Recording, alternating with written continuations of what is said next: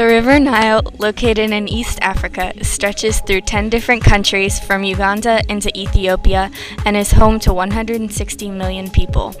Being 4,184 miles long, it is the longest river in the world. It flows north, which is very unusual because it flows downhill from the high mountains and empties into the Mediterranean Sea.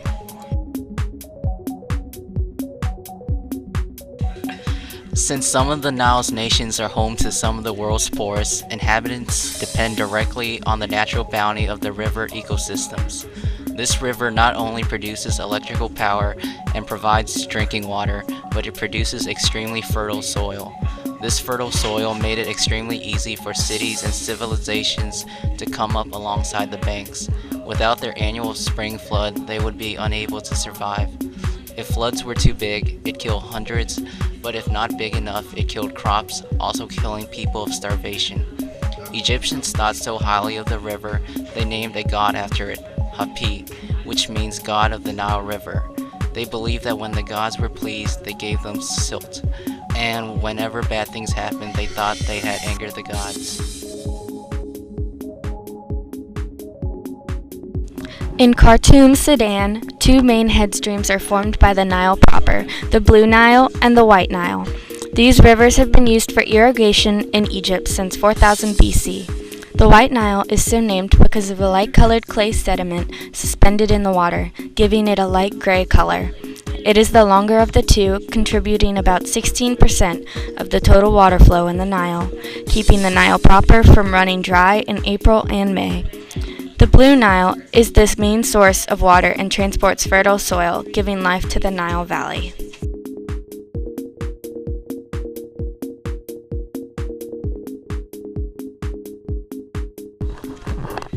The Nile River is internationally an asset. It put trade into new highs.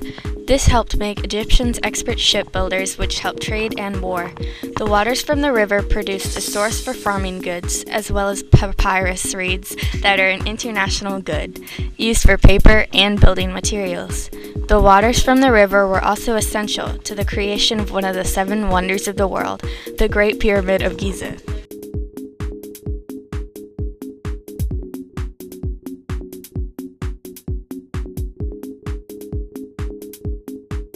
Water and air pollution continue to be a problem for the river.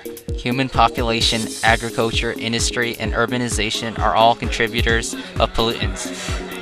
For the more impoverished cities along the bank of the Nile, water treatment facilities are almost impossible to afford and maintain.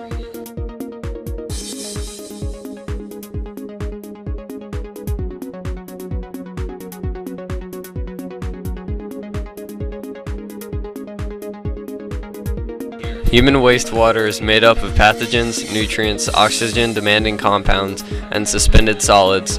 The oxygen-demanding compounds leach the oxygen from the water, which has consequences on living organisms in the water who need oxygen for survival.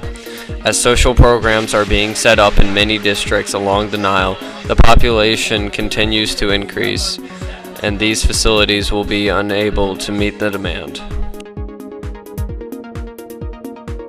Just north of the border between Egypt and Sudan lies the Aswan High Dam. It was completed in 1970 after 10 years of work. This benefits Egypt by controlling the annual floods and prevents damage which used to occur along the floodplain.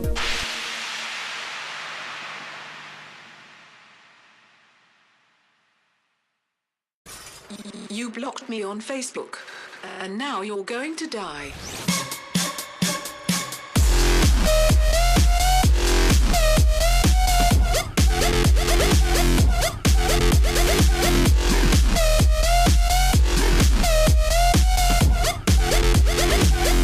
Now you're going to die.